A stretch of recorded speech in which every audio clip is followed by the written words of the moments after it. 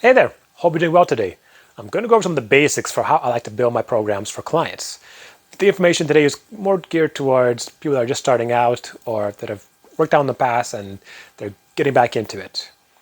So for the most part, most of my clients train anywhere from 1 to 3 times a week. So if you fall in that frequency range, you're most likely going to want to be doing full body workouts 3 times a week or as many times as you're training a week. A case can be made sometimes for doing 2 upper body days and 1 lower body day, but that depends on what your goals are, what other things you're doing outside, like if you're playing a sport or something like that. So it kind of varies, but for the most part, you're completely good to doing just full body workouts throughout the week. So now, how would you structure these workouts?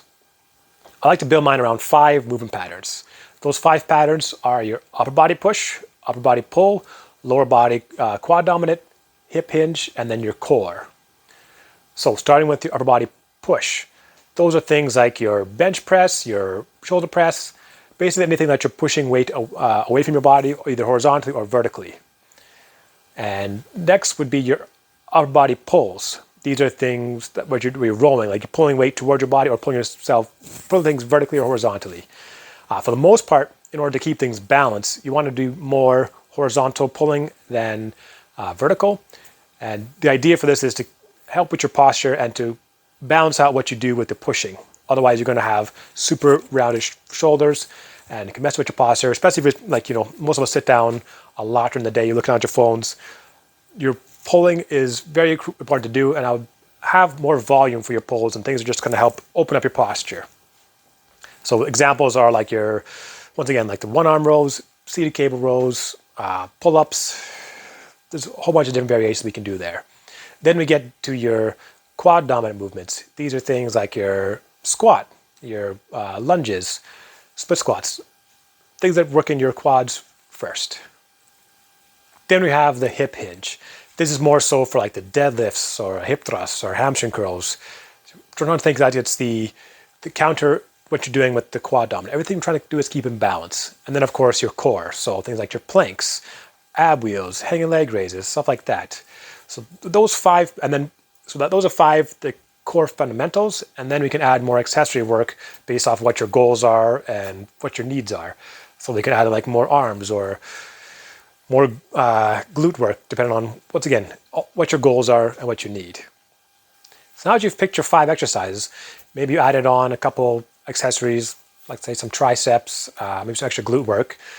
How many reps and sets should you be doing? A great place to start is 2 to 3 working sets in a rep range of 8 to 12 reps. And you want to be making sure that you're working to get stronger with every single set that you're working on.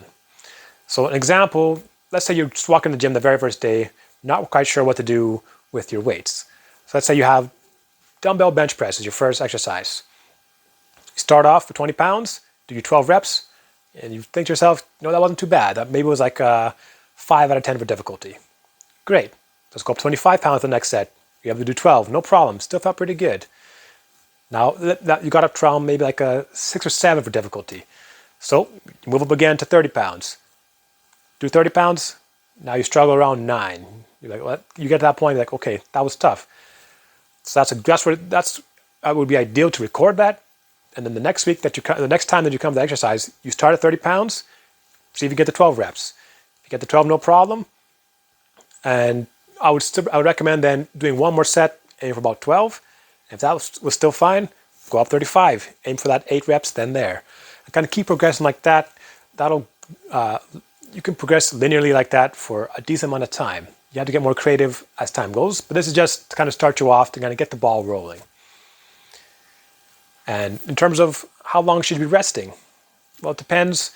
I would say anywhere from about 45 seconds to 90 seconds. Depends on if you decide to add supersets, which are multiple like sets right after each other, or kind of circuits. However, just to keep things simple, let's say you're doing 1 exercise at a time. You probably want to rest between 45 to 90 seconds or so. And yeah, those are some good fundamentals for working out on your own.